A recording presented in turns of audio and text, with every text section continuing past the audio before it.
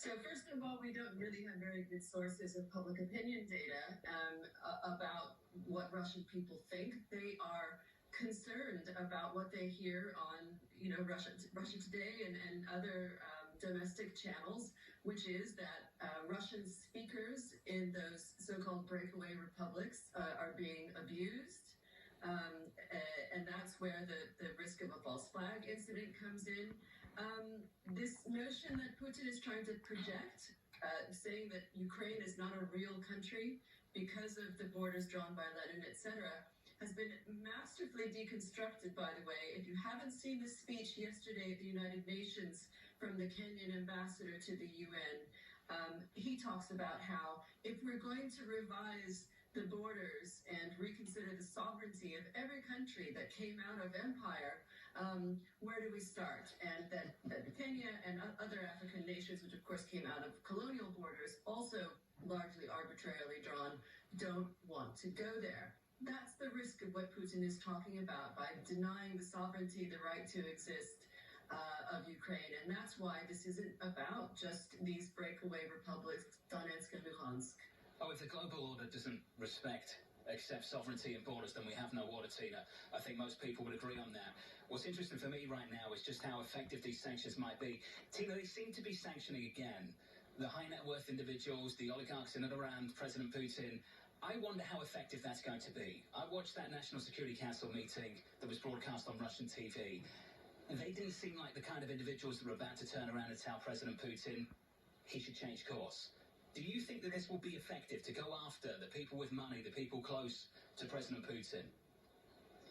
Of course it's not enough.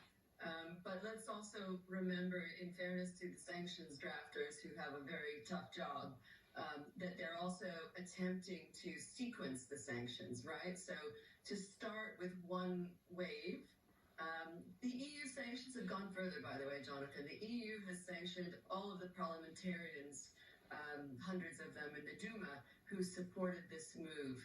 But if there is a full-blown invasion, as U.S. intelligence seems to be warning, I also think Putin will go further. I don't buy what I'm seeing in some investment research that we're going to see a de-escalation. I see the opposite.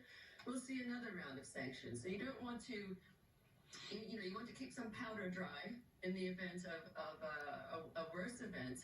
But what I think markets are not giving enough attention to, and I listened with great interest to the previous guest and the bullishness, is the risk of a catastrophic incident. We are in what Clausewitz called the fog of war, and Russia has nuclear weapons. Well, Tina, then what are you advising clients to do? I mean, how do you factor in that risk, that tail risk, that perhaps in your view is becoming more real?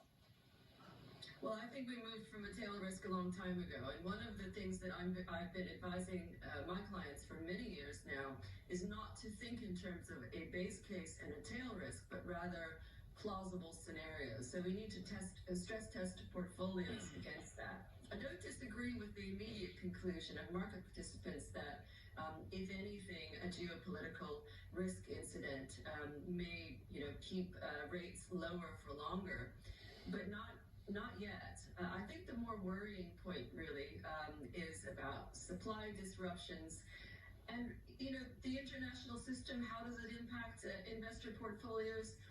Russia has given us a very clear signal that it is not coming back into the fold, that it doesn't really care about sanctions, and that it is not a reliable partner. And in my 25 years of watching Russia, this is a real change in trend.